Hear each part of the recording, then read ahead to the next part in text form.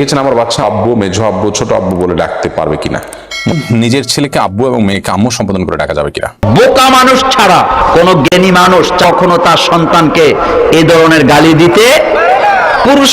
আসসালামু আলাইকুম ওয়া রাহমাতুল্লাহি ওয়া বারাকাতুহু। প্রিয় দর্শক, নিজ সন্তান ছেলে মেয়েকে আব্বু আম্মু বলে আমরা অনেকে ডেকে থাকি।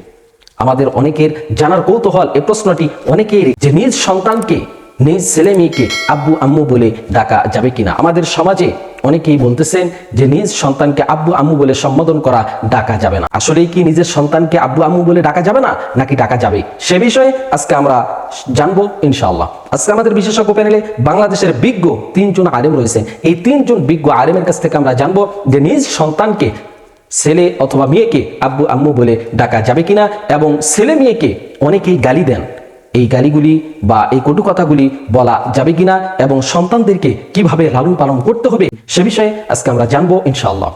আজকে আমাদের বিশেষজ্ঞ প্যানেলে যে সমস্ত আলেমরা রয়েছেন, 1 নম্বর মুফতি মোল্লা নাজিম, 2 নম্বর ডক্টর এনায়েতুল্লাহ আব্বাসী, 3 নম্বর শেখ আহমদুল্লাহ। প্রিয় দর্শক, চলুন আমরা একে একে তাদের বক্তব্যগুলি শুনে আসি। আমরা শুরুতেই মুফতি মোল্লা নাজিমের বক্তব্যটি শুনে আসি। আমি যদি আমার ছেলেকে বাচ্চা বলে গালি দেই, এই তো কয় বাচ্চা কয়, তাহলে আপনি বলেন, আমি যদি, এবং মায়েরা বোনেরা তোমরা যারা শুনছো, আমি যদি আমার বাচ্চাকে তার বাচ্চা বলে গালি দেই, তাহলে আমার বাচ্চা আগে হয় না, আগে আমি কব। হাতি বানাইছে কে? দুইটা কি এক জাতি না 2 জাতি? আল্লাহ বলেন না, পৃথিবীর কোন জীব জানোয়ারের সাথে মানুষকে তোমরা তুলনা করবা না, কারণ মানুষকে আমি অনেক মর্যাদা দিয়ে বানিয়েছি। হোক সে হিন্দু, হোক সে বুদ্ধ, হোক সে খ্রিস্টান, প্রত্যেকটা মানুষের মর্যাদা আল্লাহর কাছে আছে না? না। রব কি শুধু মুসলমানের রব? আল্লাহ কি শুধু মুসলমানের আল্লাহ? ইলা কি শুধু মুসলমানের ইলা, নাকি সব মানুষের ইলা? সব মানুষের মালিক কয়জন? করেন কুল আউযু বিরাব্বিন নাস। নবীজিকে বলা হলো, আপনি আশ্রয় চান আউযু বিরাব্বিন নাস, মানুষের রবের কাছে। মালিকিন নাস, যিনি মানুষের মালিক। ইলাহিন নাস, যিনি মানুষের ইলাহ। তাহলে আপনারা বলেন, হিন্দুদের আল্লাহ যিনি, মুসলমানের আল্লাহ কিন্তু। আর মানুষগুলো বানাইছেন কে? সুন্দর করে না অসুন্দর করে? পৃথিবীর কোন জীব জানোয়ারের সাথে মানুষকে তুলনা করা যাবে? প্রত্যেক ঘরে ঘরে আছে, গালি দেওয়া যাবে? বাচ্চা বলে গালি দেয় কি দেয় না? কোন বোকা মানুষ ছাড়া কোন জ্ঞানী মানুষ, চালাক মানুষ কখনো তার সন্তানকে এই ধরনের গালি দিতে পুরুষ বোধহয় দেয়টে না। আপনি একটু ঠান্ডা মাথায় চিন্তা করেন, আমি যদি আমার ছেলেকে তোর বাচ্চা বলে গালি দেই, আমি যদি আমার বাচ্চাকে তোর বাচ্চা বলে গালি দেই, তাহলে আমার বাচ্চা আগে তো হয় না, আগে আমি হই। আর মানুষের মর্যাদা বাড়াইছেন কে? মোল্লার কথা না আল্লাহর কথা? তাহলে আজকের মাহফিল যারা শুনছেন, আগের গুলা বাদ। আজকের থেকে নিয়ে মৃত্যু পর্যন্ত কোনোদিন সন্তানকে আর বাচ্চা বলে গালি দেব না, রাজি আছি না নাই? আপনি যখন আপনার সন্তানকে গালি দেন, গালিটা সন্তানের কাছে যাওয়ার আগে আপনার কাছে চলে যায়। কার বাচ্চা আমরা? আল্লাহ বলেন, আমি মানব জাতিকে মর্যাদা দিয়ে বানিয়েছি, আদমের সন্তানগুলিকে অনেক জ্ঞান আর মর্যাদা দিয়ে আমি বানিয়েছি। আবার মানুষকে সুন্দর করে বানিয়েছেন, এটা কার কথা? আল্লাহ বলেন, লাকাদ খলাকনাল ইনসানা ফি আহসানি তাকওয়িম, আমি মানুষকে বানাইছি সুন্দর আকৃতি দিয়া। তাহলে হাতির নামে কোরআনে সূরা আছে না নাই? এটা কোরআনের কয় নাম্বার সূরা? 100।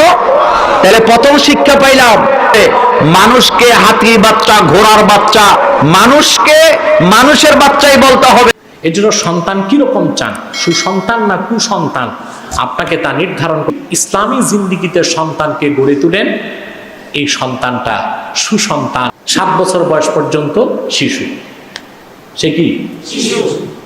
7 থেকে 15 পর্যন্ত সে হচ্ছে বালক। 15 থেকে বয়স যখন বাড়বে তখন সে কিশোর। 20-এর পর থেকে 40 ও তারপর পর্যন্ত যুবক।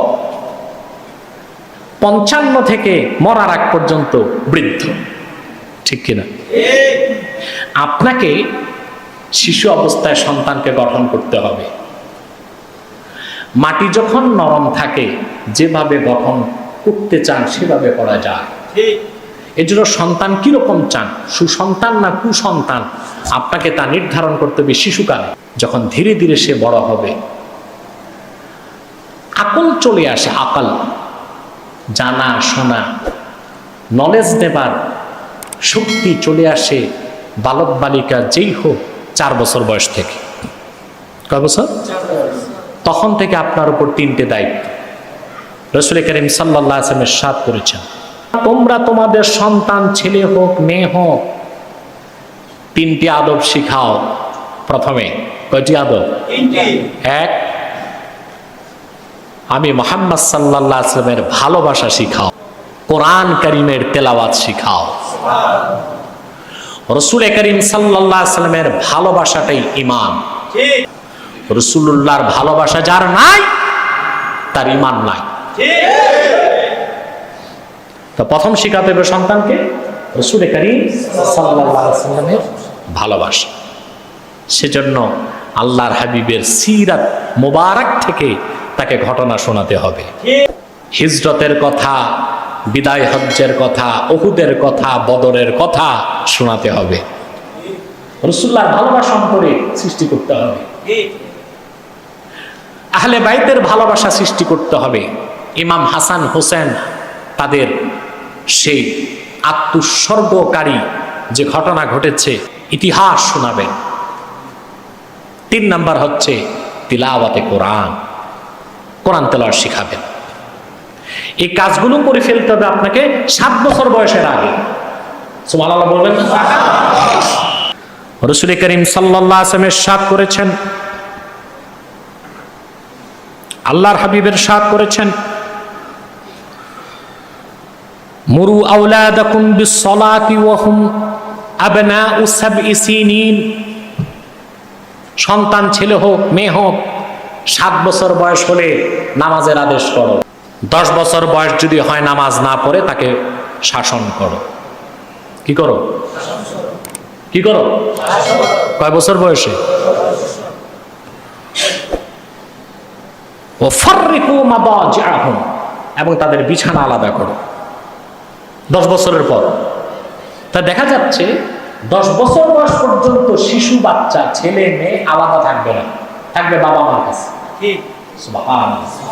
ইসলাম শিশুর অধিকার রক্ষা করেছে। 10 বছর বয়সে আপনি বিছানা আলাদা করবেন। আর শাসন শুরু হবে কত বছর বয়স থেকে? 10। তাহলে বোঝা যায় শিশু বাচ্চা যত অপরাধ করুক 10 বছরের আগে তার গায়ে হাত তোলা যাবে না। না, 10 বছর বয়সের আগে আপনি মারতে পারবেন। আমাদের দেশে কিছু মক্তবে মাদ্রাসা তো কাণ্ড জ্ঞানহীন মৌলবি আছে, বাচ্চাদের মাথা নিচে দিয়া ঠ্যাং উপরে দিয়া পিঠা। এটা হারাম। 10 বছর বয়সের আগে গায়ে হাত তোলাই নিষেধ। 10 বছর বয়সের পরও যদি আপনি শাসন করতে চান তাহলে আপনি তাকে মৃদু প্রহার করতে পারেন। কিরকম? একেবারেই মৃদু। কিছুটা শাসন না থাকলে সন্তান ভালো হবে না। হবে না। রাসূল করিম সাল্লাল্লাহু আলাইহি ওয়াসাল্লাম হাদিস আছে, আল্লাহর হাবিব ইরশাদ করেছেন, তুমি তোমার সন্তানদেরকে আদব শিক্ষা দেবার জন্য লাঠি সরিও না। এর হুকুমেই না লাঠি দিয়া মারো। লাঠি দেখলে তো ছেলে মেয়ে ঠিক ঠিক কিনা? ইমাম তাবারানী রওয়ায়াত করেছেন, আল্লাহর হাবিব সাল্লাল্লাহু আলাইহি ওয়াসাল্লাম ইরশাদ করেছেন, তোমরা ঘরে চাবুক টাঙিয়ে রাখো। তা দেখুন আপনি সন্তান লালন পালনের পদ্ধতি কি, এগুলো মনে থাকবে আপনাদের? তারপরে এই সন্তান যখন আপনার বড় হবে তাকে কোরআন কারীমের তালিম দিতে হবে, ইসলামের মৌলিক শিক্ষা তাকে দিতে হবে। আপনি 10 বছর বয়স পর্যন্ত সময়ে যদি ইসলামী জিন্দেগিতে সন্তানকে গড়ে তোলেন, তার চাচাদেরকে বড় আব্বু, মেঝো আব্বু, ছোট আব্বু বলে ডাকতে পারবে কিনা। সে অনেক জায়গায় এই কালচার প্রচলিত আছে যে চাচা জেঠা তাদেরকে আব্বু বলার একটা প্রবণতা, একটা কালচার, একটা সংস্কৃতি আছে, যে মেজ আব্বু ছোট আব্বু বলা হয়। জন্মদাতা পিতা মিন করা হয় না, রূপক অর্থে বলা হয়, অর্থাৎ বাবার মতোই তারা অনেকটা। আম্মুর রাজুল ইসলাম ও আবিহি, বা একজন মানুষের চাচা তার বাবার মতোই অনেকখানি, সেই জায়গা থেকে তাকে বাবা বাবা বলা হয়ে থাকে। এতে কোনো অসুবিধা নেই। তোমরা সন্তানদেরকে তাদের বাবার সাথে সম্বন্ধ করে ডাকো, এই যে নির্দেশ আল্লাহ রাব্বুল আলামিন করেছেন, সেই নির্দেশটা মূলত এ অর্থে যে তাদেরকে প্রকৃত অর্থে বাবা বলবে। বলা হয় যে তোমার বাবাকে, অথবা কোনো কাগজে যখন বাবার নাম লিখতে হয়, এরকম ক্ষেত্রে তোমরা বাবার নাম লিখবে, অন্য কারোর নাম লিখবে। যে মেজ আব্বা ছোট আব্বা বলা হয়, এর মানে এই না যে তারা আমাদের জন্মদাতা বাবা। নিজের ছেলেকে আব্বু এবং মেয়েকে আম্মু সম্বোধন করে ডাকা যাবে, স্নেহের জায়গা থেকে বা মমতা করে তাদেরকে আব্বু বা আম্মু ডাকতে কোনো অসুবিধা নেই। এটা রূপকার্থে আব্বু আম্মু ডাকা হয়, এই না যে আমার কাগজের কলমে জন্মদাতা পিতা বা মাতা হিসেবে তাদেরকে ঘোষণা দিলাম, এরকম তো আর কেউ করে না।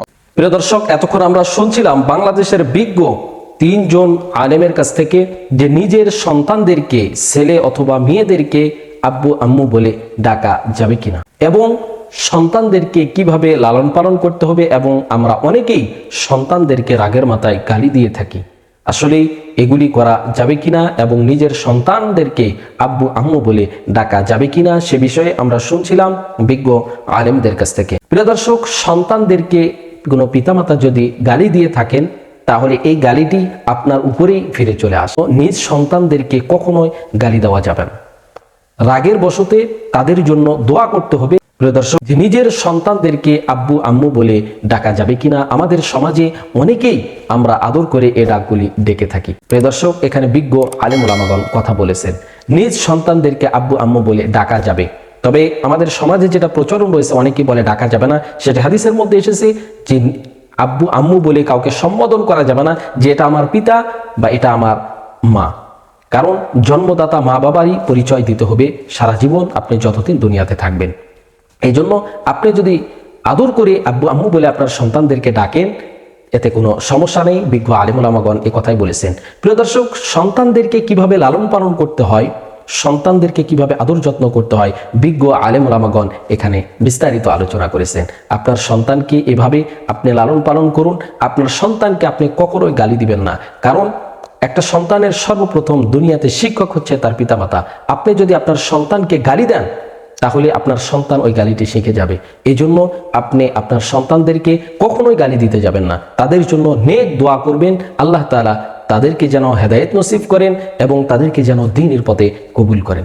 প্রিয় দর্শক, এই জন্য প্রত্যেক মা বাবার কর্তব্য হচ্ছে, দায়িত্ব হচ্ছে, নিজ সন্তানদেরকে গালিগালাজ না করে তাদেরকে আদর যত্ন করে ভালো আদব শিক্ষা দিয়ে তাদেরকে সুশিক্ষায় শিক্ষিত চেষ্টা করে। প্রিয় দর্শক, আমরা এখানে বিজ্ঞ 3 জন আলেমের কথাগুলি শুনলাম। এই 3 জন বিজ্ঞ আলেমের মধ্য থেকে যার কথাগুলি কোরআন ও হাদিসের দলিল ভিত্তিক মনে হবে, আমরা তার কথাটাই, তার মতটাই গ্রহণ করে নেব ইনশাআল্লাহ। প্রিয় দর্শক, আল্লাহ তাআলার কাছে দোয়া করি, আল্লাহ তাআলা আমাদের সবাইকে যেন, প্রত্যেকটা পিতামাতাকে যেন সন্তানদেরকে ভালোভাবে লালন পালন করার তৌফিক দান করেন। সন্তানদেরকে যেন দ্বীনের শিক্ষায় শিক্ষিত যেন আমরা করতে পারি, সেই তৌফিক যেন আল্লাহ তাআলা আমাদেরকে দান করেন। আল্লাহ তাআলা আমাদের সবাইকে যেন কোরআন ও সুন্নাহর সহিহ পথে আমাদেরকে যেন পরিচালিত করেন। প্রিয় দর্শক, আমরা একেবারে ভিডিওর শেষ প্রান্তে চলে এসেছি। আমি মিনারুল ইসলাম আজকের মতো এখানেই বিদায় নিচ্ছি। দেখা হবে অন্য কোনো ভিডিওতে। সে পর্যন্ত সকলে ভালো থাকবেন, সুস্থ থাকবেন। আসসালামু আলাইকুম ওয়া রাহমাতুল্লাহি ওয়া বারাকাতুহু।